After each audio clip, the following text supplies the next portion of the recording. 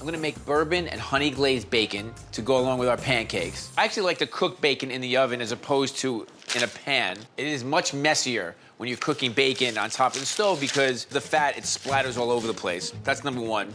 Number two, when you cook the bacon in the oven on a sheet pan, it cooks incredibly evenly. And also, you can have your stove clear so you can do other things. That's basically the idea. And so we're gonna just take some thick cut bacon and put it in the oven about 400 degrees. And also, I like to put some parchment paper down on the sheet pan because it just makes it a lot easier to clean.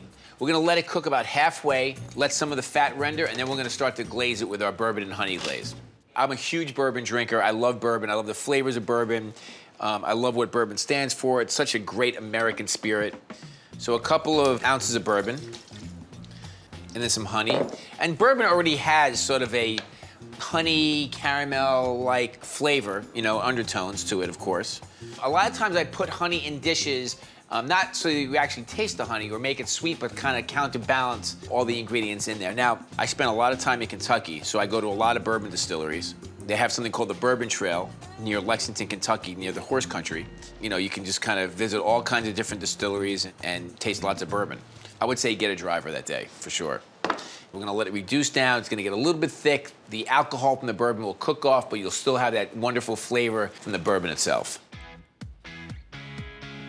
My bourbon honey glaze looks great.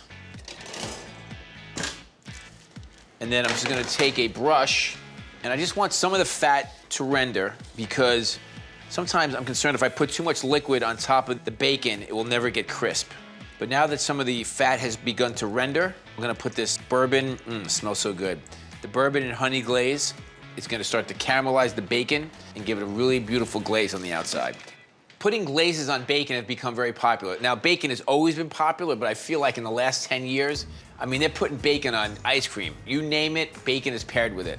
But I love the idea of making glazes for bacon. And you need some kind of sugar, like a brown sugar glaze, or honey, or maple, or molasses, something along those lines. But it's still bacon, and that smokiness rings through.